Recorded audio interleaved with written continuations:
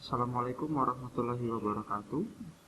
Welcome and thank you for trying to watch this video. Terima kasih sudah mencoba menonton video ini. I hope you have done the exam that I gave you last meeting. Semoga sudah nonton video materi, sudah mengerjakan tugas atau ujian yang sudah saya berikan di pertemuan sebelumnya yang pertama. And for the second meeting this week, untuk pertemuan kedua minggu ini, we are going to learn 3 new things. Okay. And if you want to watch other English videos, you can watch them on my YouTube channel by the name Ahmad Taufik, and all the videos are available. These are only some videos. Jadi ini cuma beberapa video yang saya tampilkan di sini. There are many more on my YouTube channel. So go and watch them. Jadi kalau misalnya ada waktu, silakan tonton lagi. So what's on this week? Jadi minggu ini kita bakal belajar apa? We are going to learn ancient ruins atau reruntuhan bangunan kuno. The ancient ruins atau reruntuhan bangunan kuno itu adalah bukti adanya peradaban atau masyarakat, sistem permasyarakatan in the past. Jadi ini kalau bisa dibilang reruntuhan bangunan ini as the witness atau saksi dari adanya masyarakat yang hidup di sekitar situ. We also learn about subordinate clauses atau klausa pengikut. Yang ini maksudnya nanti klausa yang gak jelas artinya kalau nggak digabungkan dengan kalimat utuhnya. And then we learn about passive sentence. Maksudnya passive sentence adalah kalimat yang fokus ke objek, but we will talk about it later. Kita ngomongin tentang itu nanti ya. Alright, now we learn about ancient ruins. There will be 4 ruins that we are going to talk about. Jadi ada 4 reruntuhan bangunan yang akan kita pelajarin. The first one, I think you know ya. Mending pertama kalinya mungkin tahu ini apa. Yes, it's a pyramid. Not pyramid ya, pyramid. And pyramid is located in Egypt. Egypt is Mesir. Jadi lokasinya memang di Mesir, nggak ada tempat lain. And it was built by thousands of workers. Jadi dibangun oleh ribuan pekerja. In the past, zaman dulu nggak ada namanya kayak traktor atau mungkin eskavator, like the modern tools or equipment that we have today. Nggak ada seperti model-model peralatan canggih atau modern seperti sekarang. And pyramid is a proof. Piramid adalah bukti there is a great civilization near River Nile. Jadi bukti bahwa ada peradaban yang hebat di dekat Sungai Nil.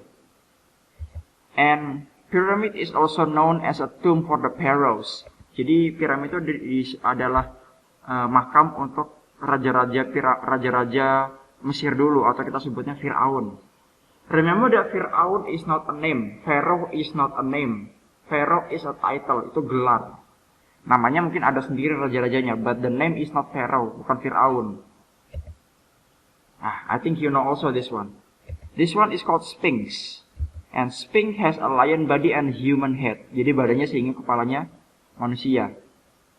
And Sphinx is believed to protect the tomb or the pyramid. Jadi dipercaya melindungi piramida di sekitarnya.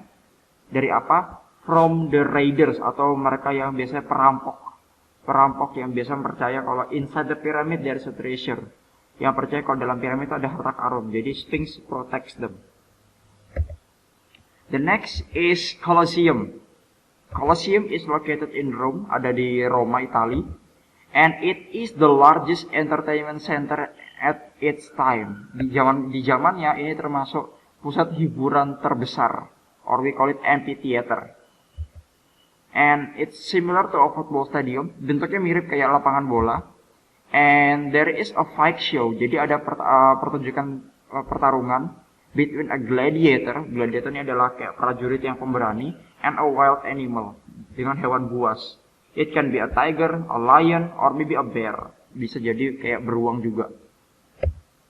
The next is, maybe you do not know this one. Mungkin katanya kayak jembatan ya, but this is not a bridge.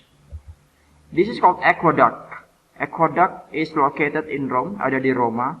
And in the past, zaman dulu, aqueduct is used to supply clean water for Romans. Jadi digunakan untuk menyediakan air bersih untuk orang Roma orang Romawi dari nearby hill, dari bukit-bukit terdekat. Karena dulu airnya kotor. Alright, so the next one we are going to learn about subordinate clauses. Yang tadi saya bilang, kalau saya nggak ada artinya kalau nggak dihubungkan dengan kalimat utuhnya. So, it's only a part of sentence, cuma bagian dari kalimat, and that is not meaningful. Yang artinya itu nggak lengkap, yang nggak ada artinya. To be meaningful, it has to connect with the full sentence. Harus nyambung dengan kalimat utuhnya. First is using think. I think that a pyramid is beautiful. Ketika kalian cuma bilang, I think that, menurut saya, nah, nggak lengkap kan, karena artinya nggak jelas. Menurut saya apa? So, I think that a pyramid is beautiful. Kalau kalian bilang a pyramid is beautiful, artinya masih utuh. But if you only say, kalau kalian cuma bilang I think that, menurut saya, nah itu kalimatnya nggak utuh. Same like no. I know that, saya tahu bahwasanya, bayangkan kalian cuma ngomong kayak gitu, orang pasti bakal bingung kalian ngomong apa. But if you say, I know that we can see a gladiator in a Colosseum. Saya tahu bahwasanya kita bisa melihat gladiator di dalam Colosseum. Nah, that's full meaning. I believe that, sama kayak sebelum-sebelumnya ya, kalau kalian coba bilang I believe that, gak jelas artinya apa. You need to say it, so you need to say everything. Saya percaya bahwa aqueduct helps, membantu people, membantu orang-orang to get clean water, membantu orang untuk mendapatkan air bersih. So that's the subordinate clauses. The yellow one ya, ingat, yang hijau, yang kuning. The next one is passive sentence. Passive sentence is with an object as the focus of the sentence. Jadi maksudnya kayak biasanya I eat an apple. Apple-nya kan objek tuh. Nah, apple-nya kita taruh di depan sebagai fokus, sebagai subjeknya. Jadi an apple is eaten. Sebuah apel dimakan. Kalau biasa kita bilang saya makan apel, kita mau fokus ke apelnya dengan bilang sebuah apel dimakan. That's the meaning object as the focus. And the sentence uses to be and verb 3. Maksudnya dengan to be dengan kata kerja ketiga. Focus on the sentence like this ya. A pyramid was built. Was itu to be-nya, built itu verb 3-nya. By many workers. Sebuah piramida dibangun. Dulunya dibangun. Jadi kalau kata passive sentence itu, kalimat pasif itu dia kalau diterjemahkan ke bahasa Indonesia, it means di atau ter.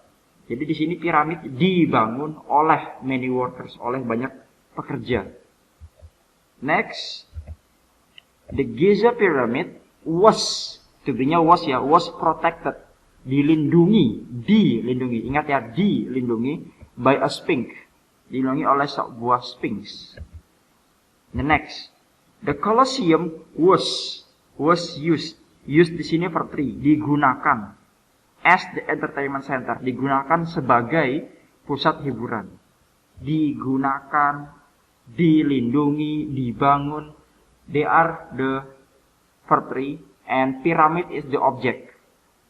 Giza pyramid is the object, Colosseum is the object, tapi mereka yang menjadi fokusnya. Alright, and that will be all. And if you are confused about something, you can go and ask.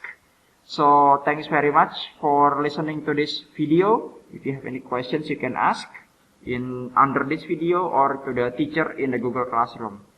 Thank you very much. Wassalamualaikum warahmatullahi wabarakatuh.